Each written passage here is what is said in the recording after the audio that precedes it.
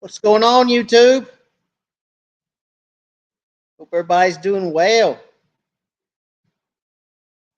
Welcome to another Wired for Crappie Live. It is 6/29, June the 29th. Can't believe this year is already half gone. But it's hot, it's summertime, and it's my favorite time of year to fish. So, we are going to be talking about summer crappie fishing tonight. And we are going to be talking about all the different ways to potentially catch fish, because we're also going to talk about, there's this big myth about only being able to catch fish in the springtime. So we're going to talk about that a little bit as well. But we're going to give everybody a little bit of time here to get on. I see some people on. I don't know if I've caught up yet or not. Uh-oh. Where'd all my stuff go? What's up, Crappie Kev? Matthew Kofelt. What's going on, guys? How y'all doing this evening? As always, guys, when y'all get on, drop me a hello. Let me know where you're from. Always like to say hello back and see how far we're reaching. So don't forget, when you get on, leave a comment. Say hello. Let me know where you're from. My computer is running slower than crap tonight. Hopefully, you guys can see me fine, hear me fine. Sound check, 1 2 1 2. Hopefully you guys can see me and hear me. All right, Mike Morrison, what's going on, guys?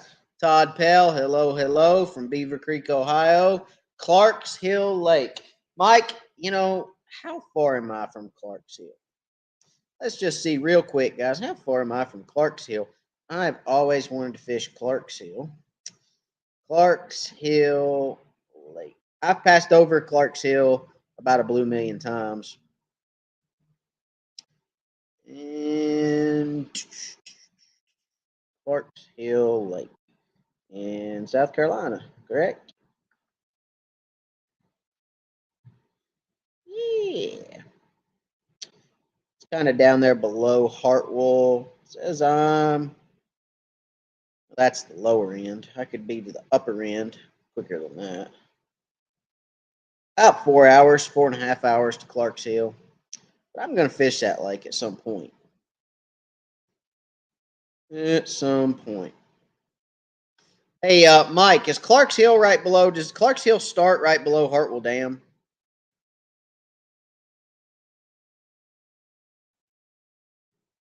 Is that Clarks Hill right below Hartwell? I think it is. Or no, that's Richard B. Russell. Excuse me. Maybe that's Russell. And then Clarks Hill's below that. Maybe. Yeah.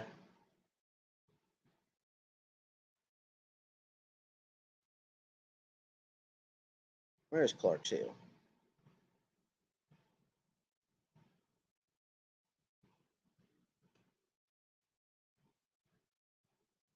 Below Russell. Yeah, I thought so.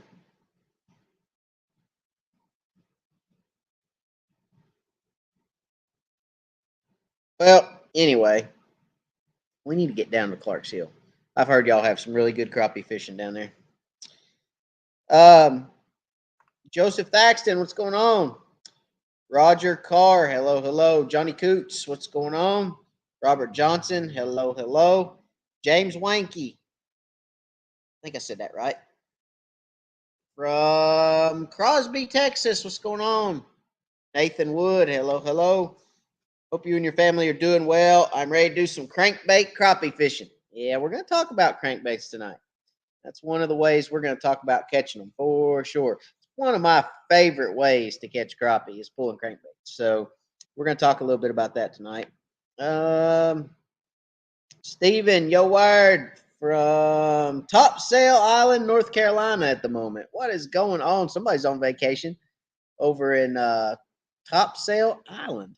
They got any crappie over there? Probably not. Probably surrounded by a lot of salt water. Jimmy Pratt, what's going on, Jimmy? Mr. Jimmy. Hello. All right, guys. So let's talk about the myth of summer crappie fishing, okay?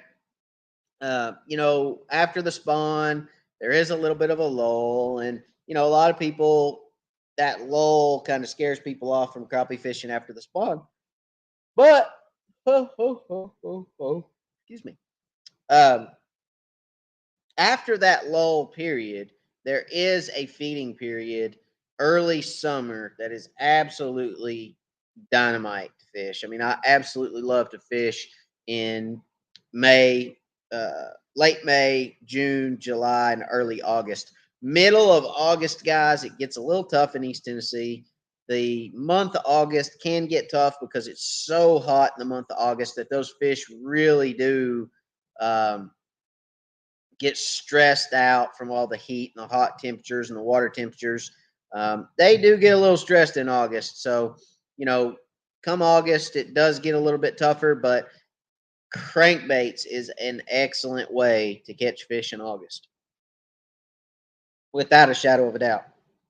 So, Josh Sanders, what's up, Josh? Josh Sanders in the house, guys. Hello, hello, hello, all, he says. Joseph Thaxton, hey, Matt, in need. And my computer is being crazy, guys. All right. Hey, Matt, in need of a 115 Mercury 4-stroke. Anyone know of one for sale? Well, I know we can get a new one.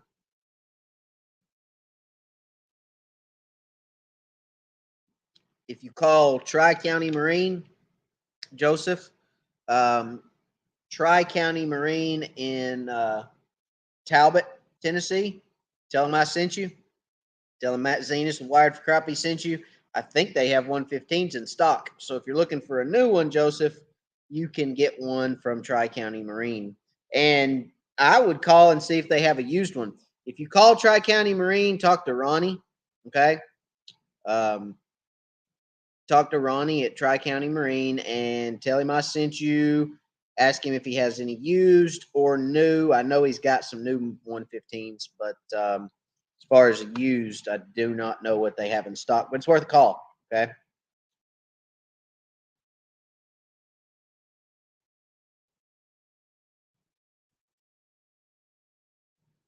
There's my lovely wife, you guys. I just got done telling my wife how beautiful she was. I got the most beautiful wife in East Tennessee. No offense to anybody else's or anybody else's wife, but I believe my wife. I got a trophy wife, guys. I'm just telling you. I'm just throwing that out there. Big O, hello, Matt, and the Wired fam from Clarks Hill Lake, Georgia. What's up, O? What you into, buddy? Scott Winkler. Hello, Matt from Westchester, Ohio. What's going on? Joseph Thaxton. I need my glasses on. Okay, thanks. You're very welcome. Like I said, talk to Ronnie, and make sure you tell him I sent you. He'll hook you up. He'll give you a good deal too. So, 115 Mercury 4-stroke.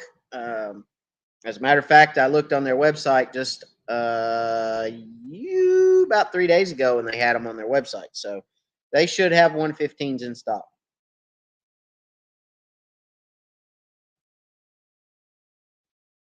All right, so let's talk about ways to catch them in the summer. So, like I said, there's that myth that you can't catch fish in the summer. You can't catch crappie any time of year but the spring or the spawn. There I go again. That is a myth, guys. That is solely a myth. I mean, you can catch crappie um, literally any time of year. All right, rain, shine, snow, sleet, hail, tornadoes. I mean, you can catch crappie anytime. They'll bite anytime. They are a fish of feeding opportunity. And if you put a bait in front of a fish that is hungry or just doesn't want to be bothered by a bait swimming by, they'll eat. So they're just like anybody else. My wife goes up there tonight while I'm on my live and makes brownies or cookies. I'm going to go up there and I'm going to eat a few of them. Hint, hint. But, that's what I'm saying. I mean, crappie are a fish of feeding opportunity, just like we are a human of um, or we are people of opportunity. So, like I said, my wife makes cookies. I'm going up there and I'm eating some when I get done with my life. All right. So ways to catch fish in the summer. Again, pulling crankbaits, guys. When that lake temperature gets over about 75, pulling crankbaits is a absolute dynamite way to catch fish. Okay. So I love doing it. I'm probably going to do it this weekend. It's 4th of July weekend this weekend, and I will be on the lake with all the crazies and all the wake boats. And I'm telling you right now, pulling crankbaits in what I call crazy wakes, okay, is absolutely a great way to catch them because it actually adds um, action to your crankbait. So when you're pulling crankbaits and your boat's bouncing up and down and you're rocking back and forth, those crankbaits are moving in the water as well with your rods because your rods are pulling those crankbaits around. And I've caught a ton of fish with the assistance of boats in their wake. Okay. So when you go out there and you're thinking to yourself, I'm sick and tired of this, I'm not going to catch any fish because of all these wake boats or all these bass boats blowing by or all these pontoons, that's not true. I'm telling you right now, I've caught a ton of fish, okay, um, while in the midst of a wake. Or I'll go through a series of wakes and right after that, I'll get a bite, okay? So don't think that you can't catch fish in the summer because you can, I assure you. Now, how do I pull my crankbaits? Okay. One way I pull my crankbaits, really the only way I pull my crankbaits anymore, is with a 2-ounce inline. That is a 2-ounce inline weight. I know I've told you guys this before, but that is a 2-ounce inline weight. These I bought off eBay. They do have a swivel on one side, and that swivel is imperative, guys. And I'll tell you why. Because not every crankbait that comes out of the box is tuned properly. Okay. Um, and a lot of times you'll get a crankbait down there that'll start twisting. And if that crankbait starts twisting and you don't have a swivel somewhere in line, okay, that can spin with that crankbait or allow this to spin with the crankbait, you're just going to get line twist and you're going to have to unspool that whole rod and respool that whole rod because it will twist that line up so bad before you realize it that you will have to respool. Okay. So a swivel is imperative when pulling crankbaits in case one kicks sideways and starts spinning. It won't completely ruin every bit of your line. Okay. Now, what'll happen is the crankbait may be sucked all the way up here to the back of this or the back of your weight, and your leader line may be completely twisted. But this swivel up here will save the line that's going to your reel. Okay. So make sure you get a swivel in line. And if you can't find these with a swivel already attached, just buy yourself some barrel swivels and put a barrel swivel on top of it. Okay. Tommy from Pennsylvania, thank you for the super chat, buddy. I appreciate it. Always using that in tournaments. Thanks, man. I appreciate it. That is a lesson that I have yet to learn. So thank you very much, Tom. I appreciate it, buddy. Tom is talking about, if you guys hadn't watched the last video that dropped, it was actually, I went down and fished a tournament in Chattanooga with the Chattanooga Crappie Club. Had a great tournament. Hadn't fished that lake in 7 months. Hadn't been on that lake at all in 7 months, and just kind of got a wild hair and thought, well, I'll go down there and fish that tournament. I love fishing those tournaments with those guys. They got a great club. It's run well, and it really is a fun time. So, and they fish a good tournament. It's good hours. 6:30 start to a 2 o'clock weigh in. So you get off the water a little earlier than a full 8 hour tournament or whatever. But yeah, I mean, it was a lot of fun. Went down there, did not really have high expectations of winning the tournament, but managed to win it. So that was pretty cool. It was a long day. Caught a ton of fish, but caught them deep out in open water, which you guys saw the video. Caught them deep, open water, creek channel edges, river channel edges. or ledges, okay, and caught them with live scope. Uh, but I did not fish clean in that tournament at all.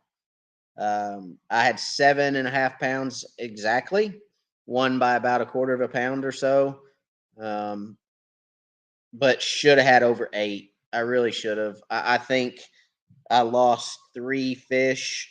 I saw the fish. One of them was midair coming in, and it fell off, spit the hook in between my midair flip and the boat. I went to pick the fish up out of the water, and he'd come up, and then he did about 3 backflips on the way back down. I know that fish would have helped me. And then I had 2 that I got up. I was skiing them in. They were on top of the water. I was skiing them in. I got them right up to the edge of the boat and was getting ready to start my swing. And they spit the hook and come right off. And I know those 2 would have helped me too. So, hey, I mean, it is what it is. I actually thought that I lost that tournament because of that. I actually thought, hey, you're done. You can't against guys that are that good, okay? And those guys that fish at Chattanooga Crappie Club, don't get me wrong. I mean, they are good. They are good anglers. They fish that lake all the time, every week. They're always on that body of water. They live right there on Chickamauga, most of them, and they're good fishermen. I mean, they know that lake like the back of their hand. They're good fishermen. You typically cannot go down to Chickamauga and make those mistakes against that club and win a tournament. It is it's tough. It's tough competition. So, to go down there and win the tournament was an absolute just blast. I really had a lot of fun, and to fish as dirty as I did and come out on the top was really a bonus for me because I did not think I'd won it. So thank you, Tom. And that's what he's talking about, using a net, because there was actually one fish that I actually weighed in. I actually weighed the fish in, and it came off. Oh, I'm trying to get situated here, guys. All right, so I actually had one fish that came off midair as I was flipping it, and it thankfully landed in the boat because it was one of the fish I weighed in. So I'm glad that happened. And I told everybody on the video, I said, guys, tell me how stupid I am here because I'm not using the net to net these fish during the tournament. And that's what Tom is referring to there. So again, thank you, Tom. I appreciate the super chat, buddy. And thank you for mentioning it and watching the video. It was really cool. It was really fun for me, and I'm going to fish their tournaments. I think I actually got to talk to the missus, but I may fish all their tournaments this year. I may go down and compete with them for their Angler of the Year and see if we can't pull out an Angler of the Year down in Chattanooga. I don't know, so we're going to try and see what happens. But I think it'd be really cool to fish those guys this year. They're kind of at the beginning of the schedule, so I think if I fish the rest of their tournaments, then I can compete for Angler of the Year. But I might have to fish the rest of them, and that's all of them. So we'll see. We'll see what happens.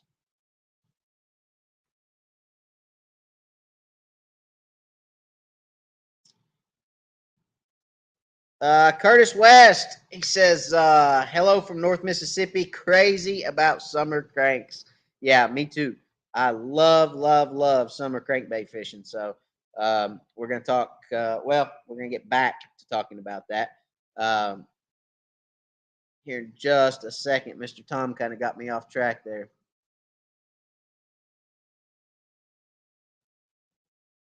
Sean, he says, Matt, best way to catch crappie in the summer is night fishing using lanterns, temps cooler, and no one on the lake. I would have to say I disagree with that a little bit, Sean. Yes, to answer, I mean, not answer your question, but to agree with your statement, yes. Catching fish at night is an absolute great way to catch fish in the summer. Agreed, 100% without a shadow of a doubt. Where I disagree is when you're like me and have 3 kids and your 3 kids won't let you sleep all day the next day. Okay. They're like, Daddy, get up and play with me. Daddy, Daddy, Daddy. Smack, hitting you in the head. You're like, go away. So for me, summer night fishing is out. I mean, I cannot night fish because I have to come home and play with my kids the next day. And if I stay up all night fishing, guys, I'm dead the next day. Like when I come back from fishing, if I get to sleep any, I'm dead. Okay, so summer night fishing for me, that's not where it's at. It's the crankbaits and the deep brush is where it's at for me. And plus, I like to go out during the day with a swimsuit on and take a dip. You know what I'm saying? It gets hot, I just jump in the lake, crawl back up in the boat, and keep fishing. So that's a bonus too. Is you don't have to fish. You can swim, you can hang out. You can do whatever. So that's my summertime getaway. Ronnie Harris, good evening. Guy Brooks, there you go. Fish landing violation. I like it. Yeah, man, I can't wait till they start doing MLF style crappie tournaments. I mean, I'm all about fishing those. Without a shadow of a doubt, MLF style crappie fishing, take me away. Okay. Um, East Tennessee Crappie Club doesn't know it yet, but we're doing one of our regular tournaments MLF style this year. And I just dropped the ball on some of the guys who are on here. But Mr. Jimmy and Josh and Ashley and all the guys with the club that are watching or watch tomorrow. I hate to break it to you guys, but we're doing an MLF tournament this year with the club, and it is going to be a club tournament for points for Angler of the Year, and we are going to have um, marshals in every boat, and it is going to be you and your partner, and so there will be 3 people in each boat, but that's okay because guess what, we're going to do it and we're going to have fun with it, and we're going to see which team can catch not only the biggest but the most. So heaviest weight of all the fish that are caught that day, 10-inch, they have to be 10 inches to be weighed, so Marshall will take care of that. And i'm going to take um, I'm going to take first come, first serve on the marshals. So if you're interested in being a marshal for that tournament, let me know. But we are doing one this year. I've been trying to put together an MLF style tournament for the last 2 years. Have been not been successful in doing so because outside of our regular schedule is hard because everybody has to take some time off to go be with their families and do things and vacations and such. And then um, we actually were going to do one angler per boat, but this year we're going to do it in one of our regular season tournaments. It's just going to be how it is. And if the guys don't want to fish it, they don't have to fish it. But we're going to do it. It's going to be a lot of fun. All right.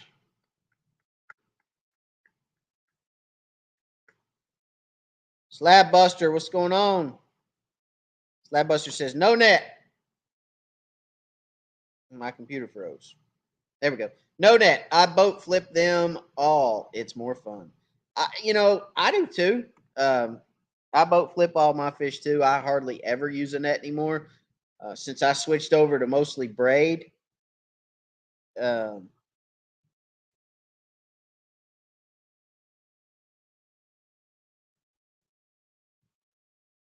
sorry, my computer's popping up and asking me questions.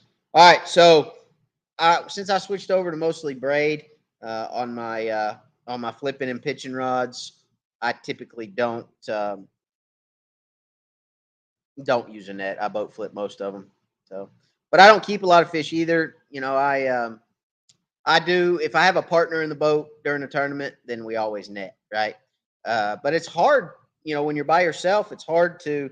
I feel like you're just as likely to lose that fish when you stop with the fish on top of the lake.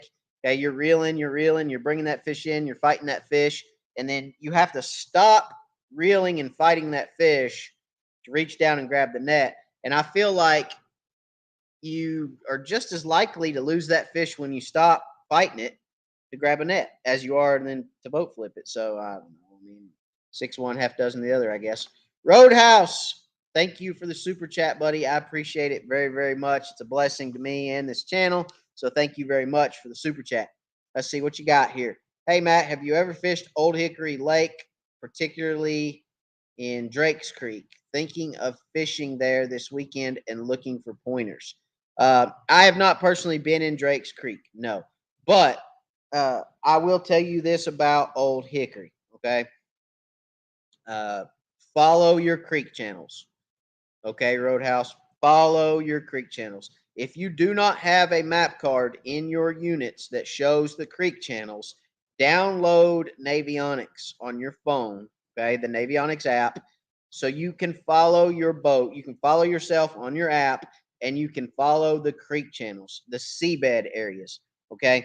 This time of year, this is not going to be all the time, but this time of year during the summer, those creek beds and river beds, you're going to want to get over on the edges of those. You're going to want to follow those, and you will find structure. You will find fish, okay? So that is what I would do. I promise you, you will find fish if you follow the edges of those creek channels and river channels until you find structure, okay?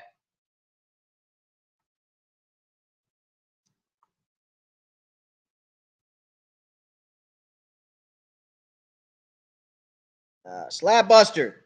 I use braid on everything, even shoot docks with braid. It's just way better, in my opinion. Well, I agree. I agree. You know, braid is better, but for docks, I do still like mono because I feel like I can shoot further with the mono. It comes off the spool a little better. It doesn't have as much. It's not as rigid. Okay, so I do like mono to shoot docks still, but I like braid for everything else for sure. Roadhouse says, "Thanks, Matt. You're welcome, buddy. Let me know how you do. Shoot me a message. Let me know how you do. And like I said, follow the edges of those creek channels and river channels. I promise you'll find them." What's up, Joe? Hope everybody's doing well. Hope you're doing well, Joe.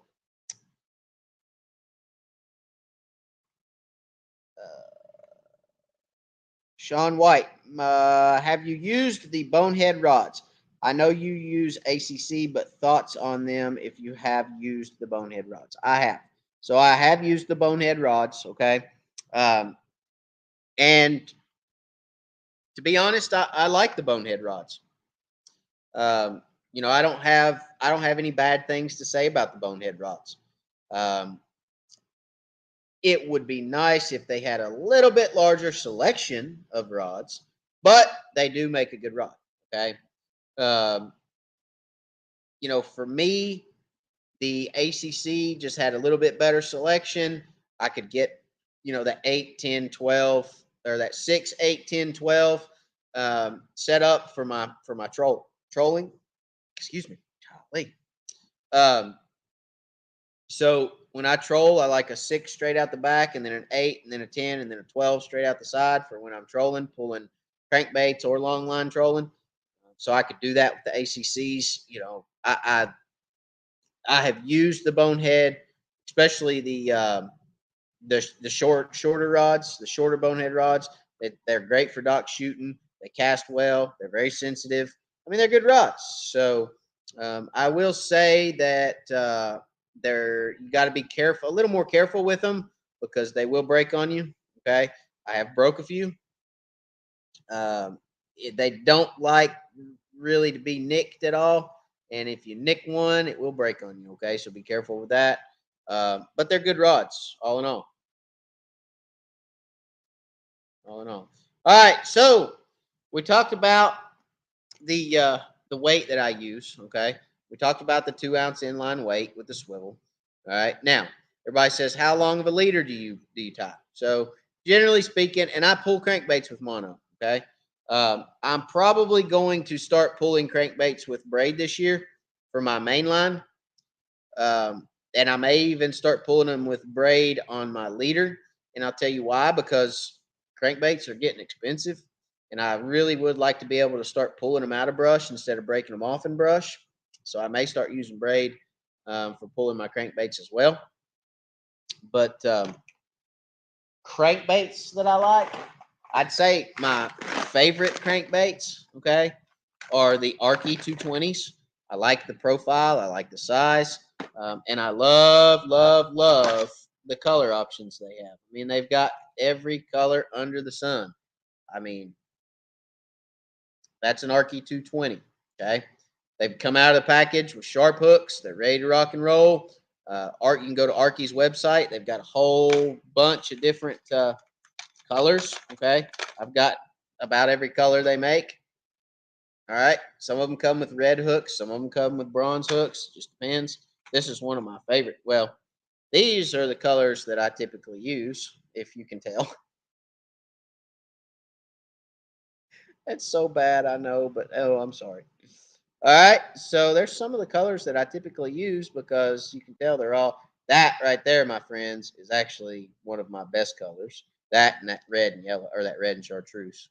Okay, that's not yellow. It looks yellow on the screen, but it's actually chartreuse. So, those are some of the ones that I typically pull. Here's your fire tiger crawl. Fire tiger is always a good color, right? So black top, green, yellow, orange bottom.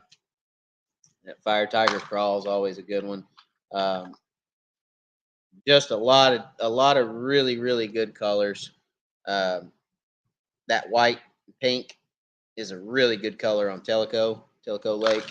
Those clear water baits, okay. Um, let's see, another good clear water bait. That splatterback is a good. You got the splatterback white, the yellow belly. That's a really, really, really good clear water bait. As you can tell, I have a lot of line still attached to a lot of these crankbaits all the time. Chartreuse, okay. Chartreuse, that's got some silver glitter in it. Okay, it's just a straight chartreuse crankbait. Chartreuse is always great. Chartreuse is scientifically guaranteed to get a reaction strike out of fish. Um, Fish just react to, and it's scientifically proven that fish react to chartreuse. Um, it's proven, right?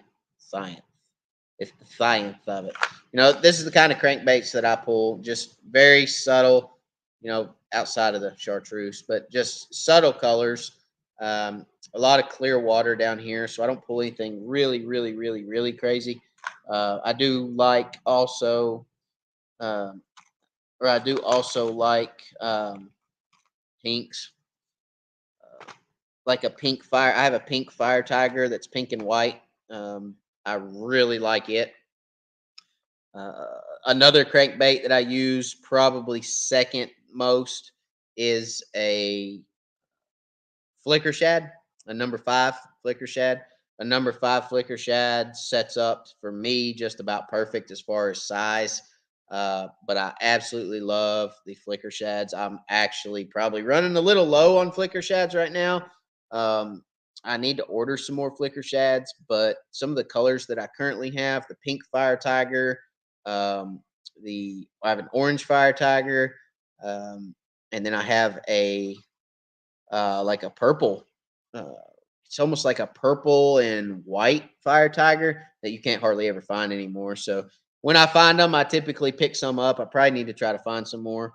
Um, Fleet Mill Farms, I think, had a bunch at one point in time, but I think they've actually sold out of a lot of them. And those odd color flicker shads are kind of hard to come by. There's like a clown one. I think they call it some kind of clown. Uh, can't remember now what the names of them are, but anyway, I really like the flicker shads. I really like pulling them. Size number 5. Uh, they catch a lot of fish. That slender body, it's so that slender body. These Arkies guys.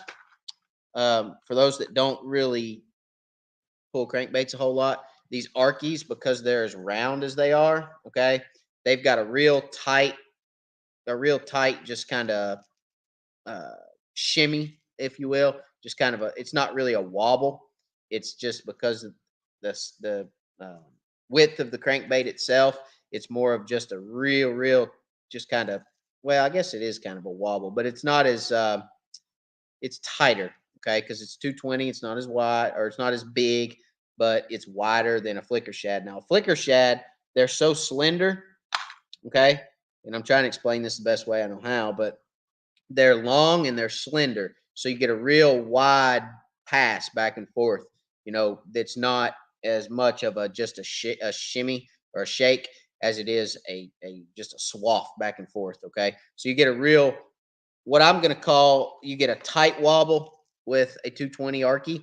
You get more of a wide wobble with a flicker shad. So I don't know if you guys have ever seen the two running side by side in the water, you'd probably get what I'm saying. But um, the and that makes all the difference. Okay, what you're trying to do is get a reaction strike out of the crappie. You're not trying to feed a hungry fish. The fish sees that crankbait come by, it aggravates him. He hears it, it's rattling. You get a reaction strike because you're pulling that crankbait faster than you do a jig. You're pulling it 1.2 to, I pull mine 1.2 to 1.4 mile an hour, or 1.5 mile an hour. And when that crankbait goes by that fish, it goes by so quick and it makes so much noise and it's so loud that fish looks over at it, and immediately he says, because he doesn't have time to think about it. So immediately that fish goes, "Yep, I'm gonna eat that." And he turns and he hits it, and it's a reaction strike. It's not a hunger strike. Okay. So the wobble of a crankbait makes all the difference on given days. On given days, when you're pulling crankbaits, you may catch fish every 10 seconds on an Arky crankbait. Okay. One of your Arky crankbaits may go down every day, or every 5 seconds or 10 seconds or minute or 2 minutes or 5 minutes or whatever they're hitting. And they may never touch a flicker shad. Okay. But then there's days where you've got to take all these Arkies off and put flicker shad on because they won't touch an Arky.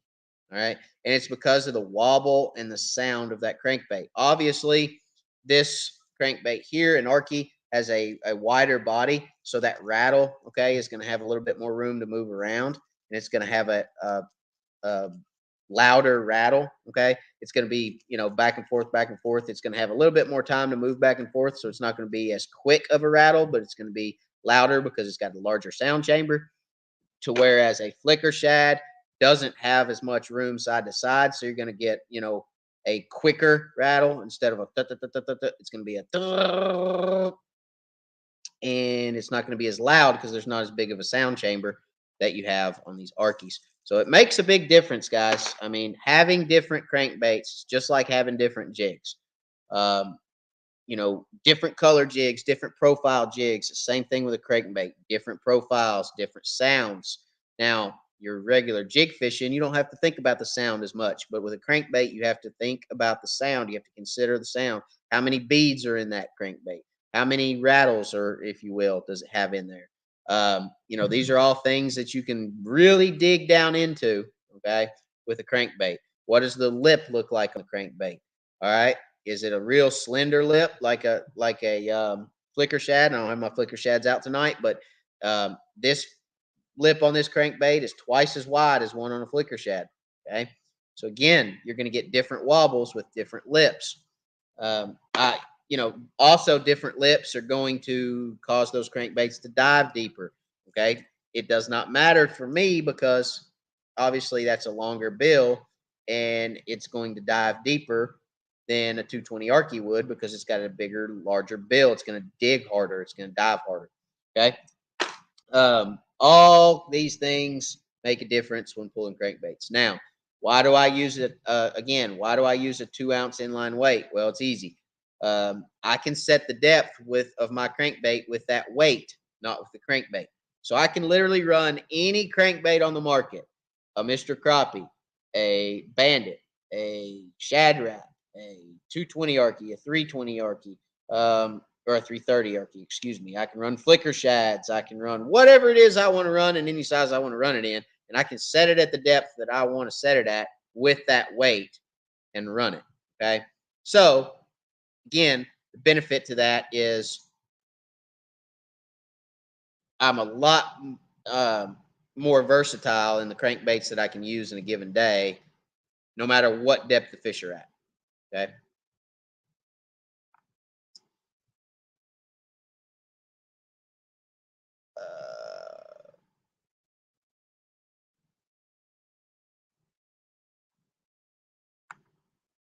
Let's see. Thanks again, Matt, for the install. Took the boat out Tuesday. Everything worked well. Awesome. Glad everything worked well, buddy. Thank you for choosing Wired Marine Electronics to do your install. So Guys, if you guys didn't know it, I do installs. I do electronics installs. Anything electric on a boat, I'll install it. Lights, trolling motors, units. I do in-dash mounts. I do, uh, you know, mounts on the transom, on the bow, wherever you want it at. I'll put it wherever you want it at. If you want it in the floor of the boat, I'll put it in the floor of the boat. I don't care. You just tell me where you want it. We'll put it there. So transducer mounting, front, back, side, left, right, on a pole, not on a pole, on the trolling motor, wherever you want it at, we'll put it. We'll run wires until wires can't be run anymore. So, like I said, if you have any install needs, Wired Marine Electronics on Facebook, and I'm glad your boat's working well for you. And if you have any issues or need anything else, holler at me. Heidi, please tell me again what canine line you use. I actually do not use canine. I use Vicious, and the Vicious that I use to pull crankbaits is 6 pound. The Vicious that I use on my dock shooting rods is 4 pound. Oh, Heidi, Laura, the boys and I are doing well. Thank you again, Heidi. Always asks how we're doing and how the boys and Laura are doing, and I appreciate that. So thank you, Heidi, very much. What action do you recommend to pull crankbaits or your rods? Yeah. I actually use the same rods that I use for everything else. Okay. You don't need special rods to pull crankbaits. So I use the ACC's 6 footer, 8 footer, 10 footer, and 12 footer. They're all medium, or what are they? Medium fast action is what your ACC rods are, is medium fast. So that's what I use. I use the same rods I use to longline troll, same rods I use to vertical jig, same rods I use to cast. They're the exact same rods. Okay, Mike. So you don't have to have special rods to pull crankbaits. That's a myth.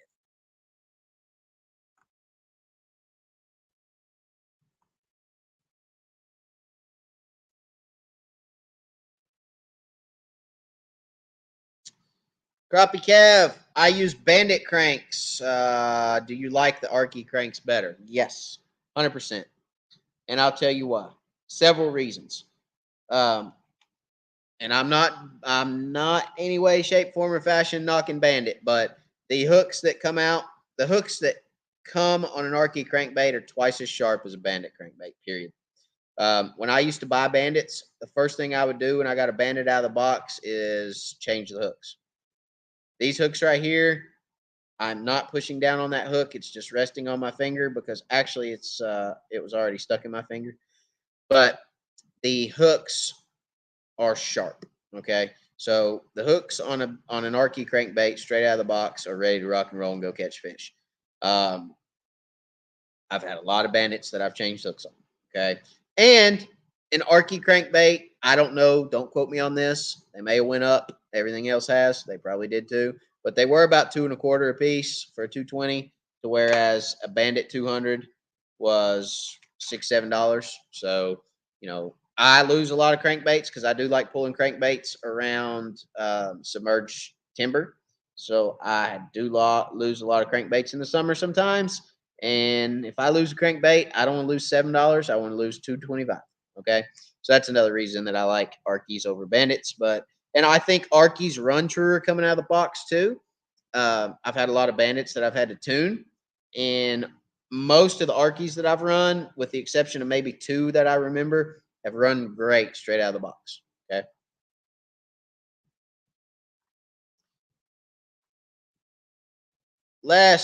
Matt, my buddy and I were live scoping Saturday night.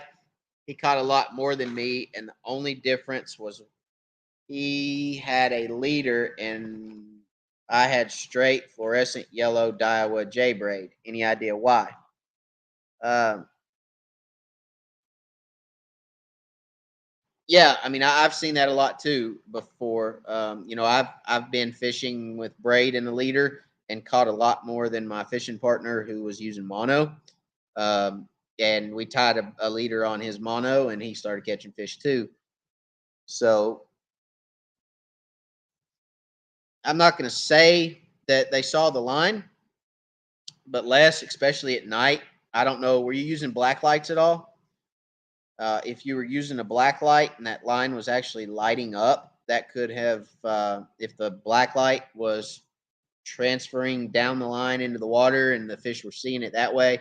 Let me be clear about something. I don't think crappie are line sensitive, but I think certain lines carry light differently than others. Okay. So, do I think that it's possible that the light could have transferred down that mono the day it was a bluebird day? So, could the light have been or traveling down his line and they were seeing the light? Maybe. Don't know. But my guess would be if you were using um, wait a minute.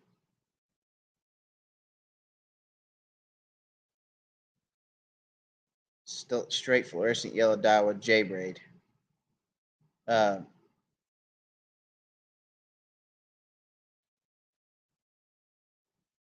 he had the leader. Okay, never mind. So he had a leader. You were using straight braid. So again, could his leader have been reflecting light to where your straight braid wasn't reflecting light? Right. Um, I don't know. That's just a theory. But if you're using lights, the lights are penetrating the water. Could that have been somewhat, some way, shape, form, or fashion reflecting light? Braid won't reflect light because braid is dense and solid, so you're not going to get any light reflection off that. But some of your monos and your fluoros and stuff like that, it could have been reflecting light. Okay, just a thought. Don't know for sure, and sometimes you can put two baits side by side, they just won't hit one of them. I mean, it's fishing.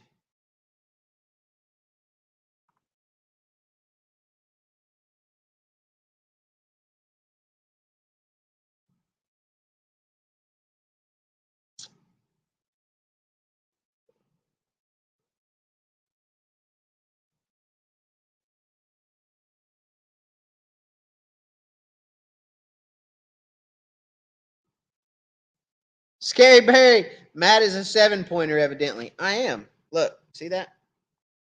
I got horns, guys. A good sized deer. That's my son's bow target.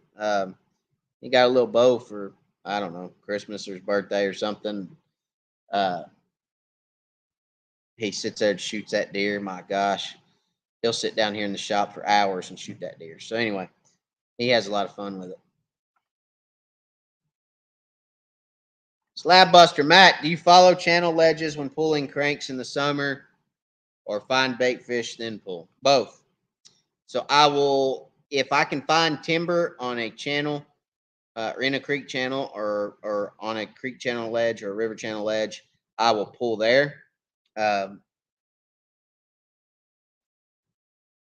Stumps on river channel ledges, creek channel ledges, and also bait fish. So if I can get up on the flats early in the morning and find bait, typically you'll find crappie around that bait, and you can pull in bait. But I sometimes don't like pulling in bait. I'll tell you why, because you're competing with bait, right?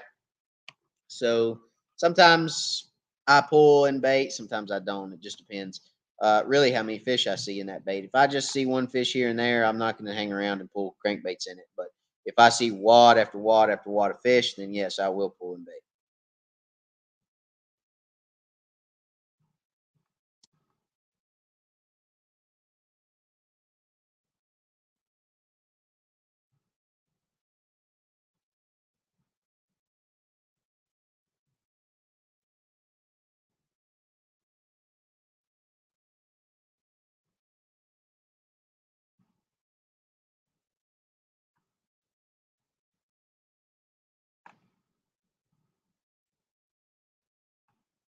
All right, how do you determine when to long line and when to pull crankbaits? Um, in the summer, I will actually I'll pull crankbaits regardless. Okay, I do not long line troll in the summer. I always pull crankbaits, um,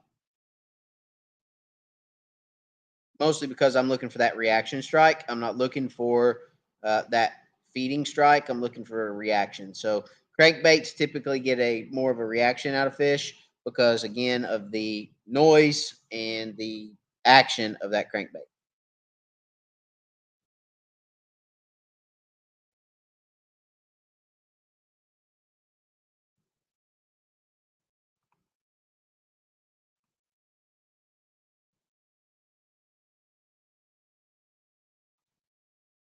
All right, Les says tried it with lights and without, same results. Hmm. Well,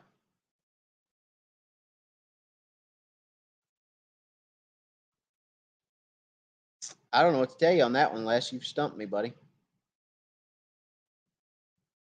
Same braid, same bait. Did you have the same jig head?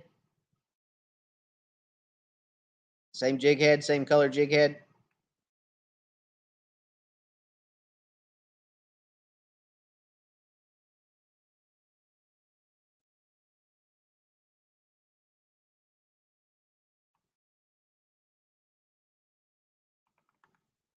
Don't know.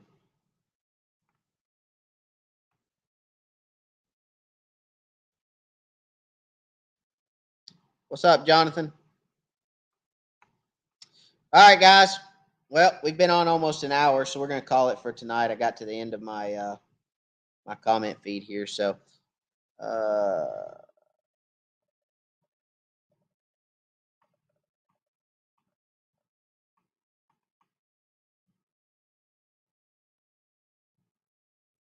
Scary Barry, Les Young. Could the leader be floating the bait a bit more, or vice versa? Actually, if he had a leader tied on braid, the leader braid actually floats. Okay, so braid floats. If he had a leader tied on that braid, whether it be fluorocarbon or mono, the fluorocarbon or mono would not float. So it would actually sink because braid actually holds air in its pores, where mono and uh, fluorocarbon actually absorb water. So fluoro and mono actually will sink in the water, where braid will float in the water. So, I guess that could have had something to do with it. But if they were night fishing, Scary Berry, I think if they were night fishing, they were probably vertical fishing, and that really wouldn't have had an effect on it because with a jig on or a hook and a minnow on or whatever, they said jig, right? Didn't he say jig? Yeah, so with a jig on, and I'm sure they had a lead head or some kind of head on it. Um, Same unpainted 1/8 ounce jig head. So with a 1/8 ounce jig head, a leader, whether it be mono, fluoro, braid, whatever, it wouldn't have made a difference because they were probably vertical jigging. So um, it wouldn't have affected the float or sink ratio or anything like that.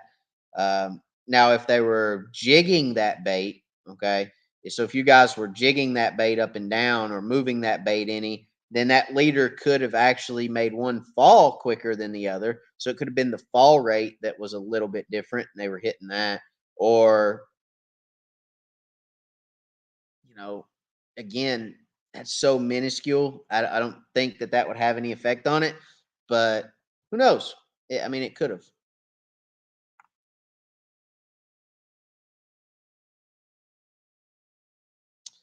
James, I tied directly to the crankbait. Very good question. Tied directly to the crankbait.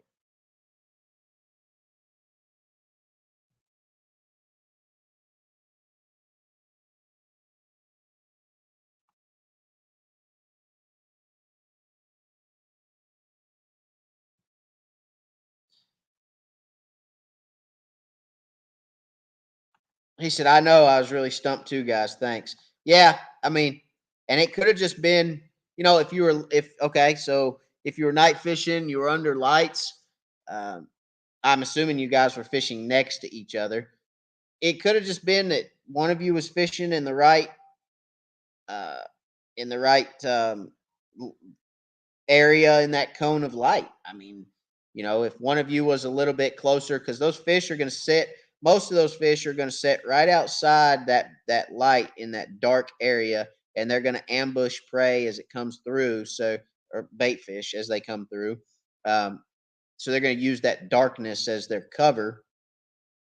So it could have been, one of you was just in the right area at the right time, you know. But hey, we can speculate on that one probably all night. I ask myself a lot of times in tournaments why I catch fish and my partner standing right beside me casting in the exact same spot doesn't catch them. It happens to us all the time. We ask those questions. Sometimes we can figure that out. Sometimes we can't. All right, guys. Well, we're going to call it. I hope everybody had a good time. We will see you guys again 2 weeks, not next Wednesday, but the following. And we'll talk a little bit more about everything crappie fishing. So, going to be on the lake all weekend this weekend, making some good content for you guys. Going to do some how-to stuff, and hopefully you guys will enjoy it. We're going to do some side imaging stuff, some side imaging how-to, some live scope how-to. I'm going to get some live scope footage for you guys because I've been asked about that a lot lately. We're going to do a how to teach a kid to fish video. Got a lot of good videos coming up. So I really appreciate you guys, everything that y'all do for the channel. Thank y'all very, very much. We will see you guys in 2 weeks on the live. And I hope everybody has a great 2 weeks. Hope everybody stays safe for the next 2 weeks. And I hope you get to go fishing sometime in the next 2 weeks. So go catch a crappie or two. Appreciate you guys. Thank y'all again for all y'all do. And as always, guys, God bless. And we'll see you on the next one.